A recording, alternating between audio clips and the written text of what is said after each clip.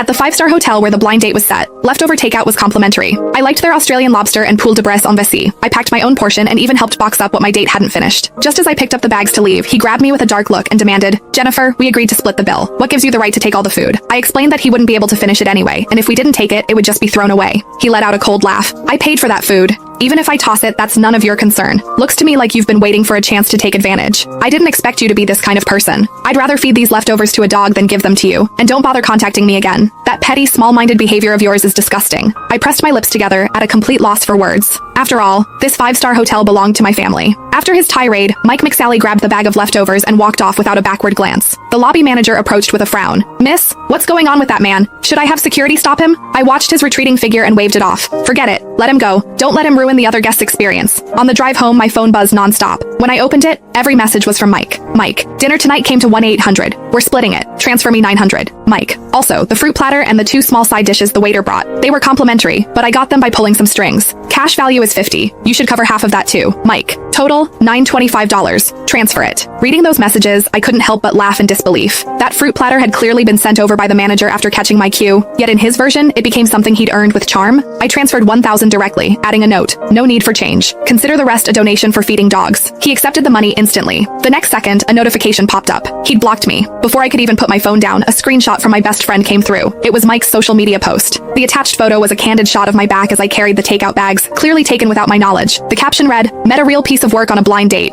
Orders the most expensive dishes, then packs up everything she can't finish." We agreed to split the bill, but she even tried to take my leftovers. Seriously, what's wrong with girls these days? Are they that desperate? Frugality is a virtue, sure, but using it as an excuse to take advantage of men, that's just shameless. Guys, be careful when you go on blind dates. Run into a gold digger like this, and you're asking for trouble. The comment section was full of his friends chiming in. "Man, Mike, you've got it rough. That wasn't a date. You were doing charity work. You can tell at a glance she's never seen the world. Probably never eaten at a 5-star hotel in her life. Wanted to pack it up and brag later. People like this should be exposed. Make sure she can't show her face in the dating scene again." I was still scrolling through the comments when my Aunt Marion called. The moment I picked up, she launched into a lecture. "Jennifer, what on earth happened? Mike's mother just called me. She said you're the worst. She said you have no manners, that you eat like you've been starving your whole life, and that you're someone who likes taking advantage of others. I introduced Mike to you because he works at a major company. He's a promising prospect. But look at what you've done. You've completely offended him over a few boxes of leftovers. You're not short on food at home. Is this really necessary?" Aunt Marion scolded. I took a deep breath, forcing down my anger. "Aunt Marion, Mike insisted on splitting the bill. He even said he'd rather throw the leftovers away than let me take them. I just didn't want to waste." "All right, that's enough." She cut me off sharply. "Men care about their pride. Packing food right in front of him, wasn't that basically slapping him in the face, saying he couldn't afford to treat you? Mike's mother said it herself. Women should be sensible, reserved. With behavior like yours, how are you ever going to marry into the McSally family?" I let out a cold laugh. Marry into the McSally family, even if they begged